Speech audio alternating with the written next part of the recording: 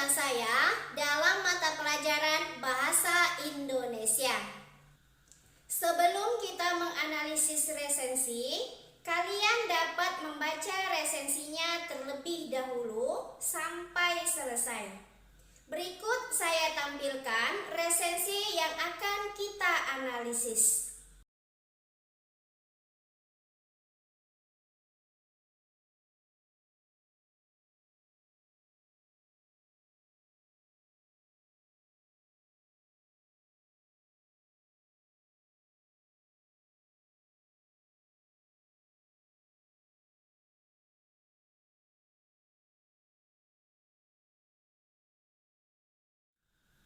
Sekarang kita akan mulai untuk menganalisis judul dan identitas buku pada struktur resensi.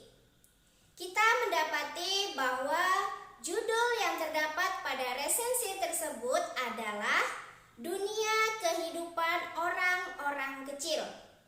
Judul resensi ini terdapat pada bagian paling atas pada resensi. Judul resensi berbeda dengan judul buku.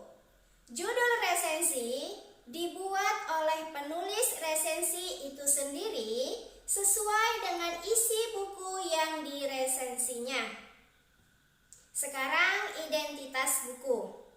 Terdapat 7 informasi di dalam identitas buku, yaitu judul buku, senyum Karyamin, jenis buku, fiksi, pengarang, Ahmad Tohari, penerbit, PT Gramedia Pustaka Utama, tahun terbit 1995, cetakan ke-9 tahun 2013, tebal buku 88 halaman.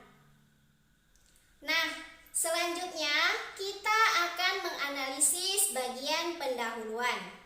Untuk mengetahui apa saja sih informasi yang terdapat dalam bagian pendahuluan? Yang pertama, penulis resensi menyajikan ulasan tentang gambaran isi buku. Dia mengatakan bahwa buku ini memuat cerita-cerita sederhana dengan unsur-unsur perdesaan yang lengkap dengan kehidupan penduduknya. Selain itu, dia juga menginformasikan tentang identitas si penulis buku, seperti nama lengkap penulis, tempat dan tanggal lahirnya, pendidikannya, dan juga karya atau prestasi yang pernah diraihnya. Bukan hanya itu, penulis resensi juga memaparkan bahwa buku ini memuat 13 cerpen yang isinya melukiskan dunia dan kehidupan orang-orang kecil. Dia juga memaparkan di bagian pendahuluan tentang satu cerpen yang menarik perhatiannya, yang berjudul Wangon Jati Lawang. Mengapa cerpen ini menarik?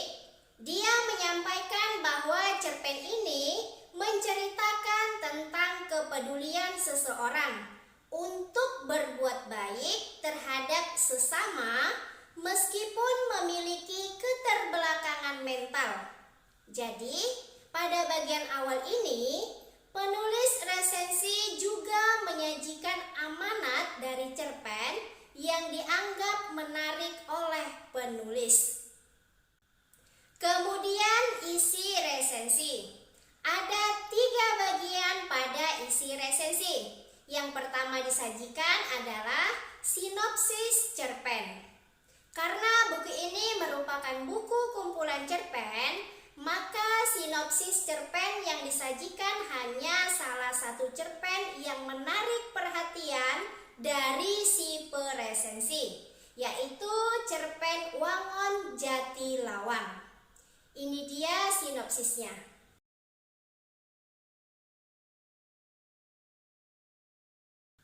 Kemudian dilanjutkan dengan kelemahan buku.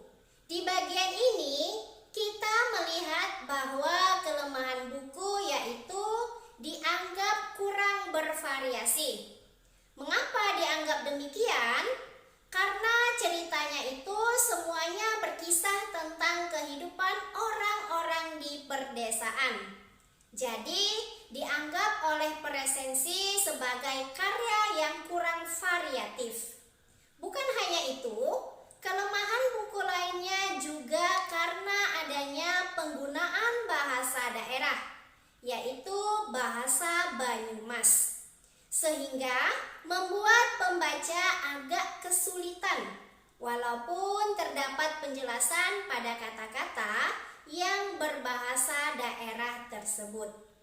Tetapi itu menyebabkan berkurangnya konsentrasi dan intensitas para pembacanya. Setelah menyajikan kelemahan, penulis resensi juga menyajikan keunggulan buku. Jadi, walaupun ada kelemahan, penulis resensi mengakui bahwa Ahmad Tohari memiliki karya yang indah pada setiap kata yang digunakan dan juga memberikan banyak pelajaran. Nah, kita akan melihat bagian penutup. Pada bagian pertama disajikan sasaran dari penulis resensi, walaupun hanya secara implisit. Buku ini sangat menarik dan pantas untuk dibaca. Mengapa demikian? Diberikan alasannya oleh si penulis resensi karena buku ini mengajarkan kepada kita cara berpikir untuk melakukan kegiatan yang lebih bermanfaat. Bukan hanya itu saja, bahwa setiap cerpennya mengandung pesan moral yang dapat kita jadikan sebagai pegangan hidup. Demikianlah materi kita pada subtopik kali ini. Sampai